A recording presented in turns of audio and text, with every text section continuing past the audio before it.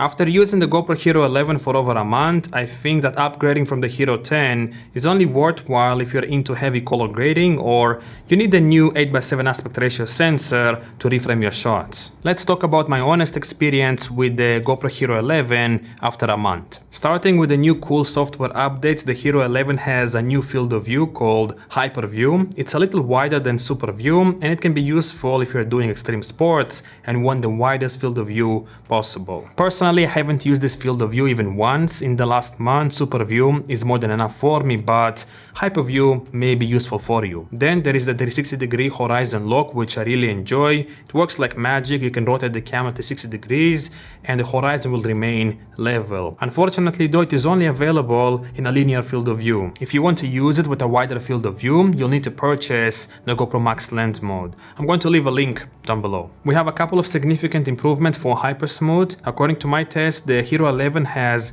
better overall Hypersmooth performance than the Hero 10. I've made a whole video about comparing the Hypersmooth on the Hero 11 to the Hero 10. If you want to watch it, click here. Furthermore, the Hero 11 has a new Hypersmooth Auto Boost setting, which is essentially Hypersmooth with dynamic cropping. Instead of having a fixed 5, 10 or 15% crop for stabilization, it will adjust dynamically based on what you do with the camera. The crop will be minor for something like walking because it is not as intense. However, if you're going to run or ride a bike, which is more demanding for Hypersmooth, Auto Boost will increase the crop to compensate. It does everything automatically in camera. The processor decides how much to crop based on what you do with the camera, and from my experience, it works really well. Another interesting feature of the Hero 11 is the larger 1/19" sensor. This sensor allows you to shoot in a strange, almost square-like 8x7 aspect ratio. GoPro refers to it as full frame. This full frame 8x7 aspect ratio gives you more cropping options in post-production. You can crop it to normal 16:9, 4:3, or vertical video 3:4, 9:16 to deliver across various social media platforms without losing much of the original framing. I am not overly excited about this feature because I don't do many vertical videos. However, if you require this level of flexibility to post one clip on YouTube and also on TikTok, Instagram or YouTube Shorts, then the Hero 11 may be a worthwhile upgrade.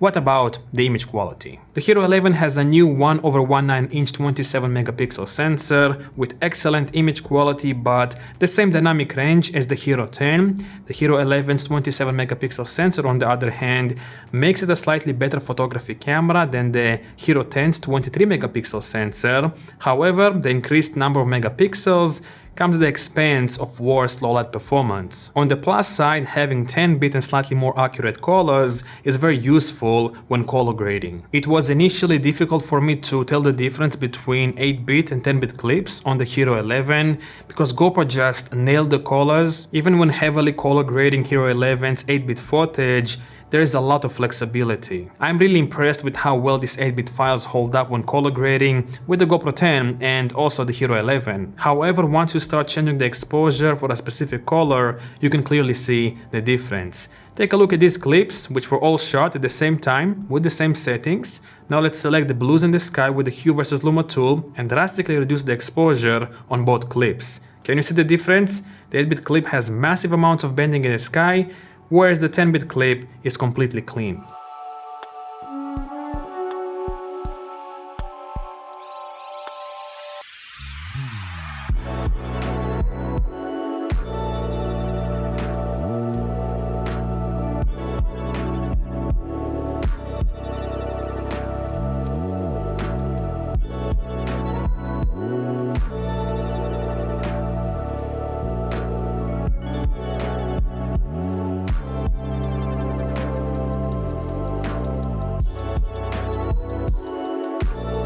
Alright, I hope you saw the difference 10-bit makes on the Hero 11, but honestly the 8-bit GoPro footage grades so well on the Hero 10 and also the Hero 11 that I believe it will suffice for the vast majority of people.